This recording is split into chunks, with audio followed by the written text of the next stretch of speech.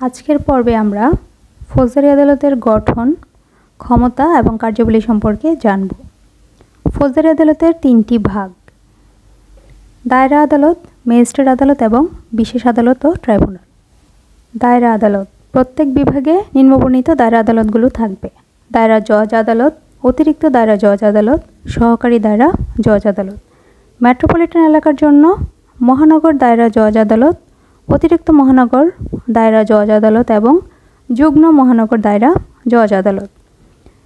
তারপরে আছে ম্যাজিস্ট্রেট আদালত। ম্যাজিস্ট্রেট আদালতের মধ্যে আছে চিফ জুডিশিয়াল ম্যাজিস্ট্রেট আদালত, অতিরিক্ত চিফ জুডিশিয়াল ম্যাজিস্ট্রেট আদালত, প্রথম শ্রেণীর ম্যাজিস্ট্রেট আদালত, দ্বিতীয় শ্রেণীর ম্যাজিস্ট্রেট আদালত এবং তৃতীয় শ্রেণীর ম্যাজিস্ট্রেট আদালত। মেট্রোপলিটন ম্যাজিস্ট্রেট এলাকার জন্য চিফ মেট্রোপলিটন ম্যাজিস্ট্রেট আদালত, অতিরিক্ত চিফ মেট্রোপলিটন ম্যাজিস্ট্রেট আদালত এবং মেট্রোপলিটন ম্যাজিস্ট্রেট। তারপরে আছে ফৌজদারি আদালতের এখতিয়ার। ফৌজদারি আদালতের এখতিয়ার সম্পর্কে আমরা কিছু তথ্য আপনাদেরকে দেওয়ার চেষ্টা করব। যে ভাগগুলো আছে: দায়রা জজ আদালত এবং অতিরিক্ত দায়রা জজ আদালত।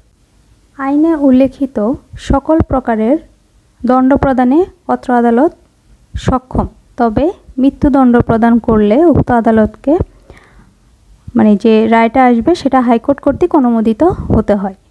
যুগ্ম দায়রা জজ আদালতের কি এখতিয়ার আছে?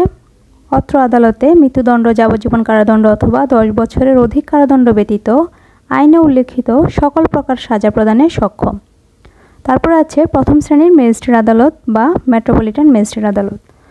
এই আদালতে 5 বছর পর্যন্ত সশ্রম কারাদণ্ড এবং 10,000 টাকা পর্যন্ত জরিমানা প্রদানে সক্ষম।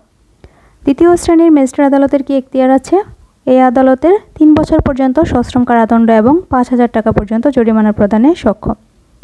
তৃতীয় শ্রেণীর ম্যাজিস্ট্রেট আদালতের এখতিয়ার হচ্ছে 2 বছর পর্যন্ত সশ্রম কারাদণ্ড এবং 2,000 টাকা পর্যন্ত জরিমানা প্রদানে সক্ষম। পরবর্তী পর্বে আমরা আলোচনা করব বিশেষ আদালত ও ট্রাইব্যুনাল নিয়ে। সে পর্যন্ত আমাদের সাথেই থাকবেন। আমি অ্যাডভোকেট মোনাচি আইনসেবা থেকে আপনাদের সাথে এরকম ছোট ছোট ভিডিওর মাধ্যমে আমরা আপনাদেরকে কিছু গুরুত্বপূর্ণ তথ্যগুলো পৌঁছে দেওয়ার চেষ্টা করছি। আপনারা চাইলে আমাদের পেজটি শেয়ার করে বা ভিডিওটি শেয়ার করে আমাদের সাথে থাকতে পারেন। সে পর্যন্ত সবাই ভালো থাকবেন। ধন্যবাদ সবাইকে।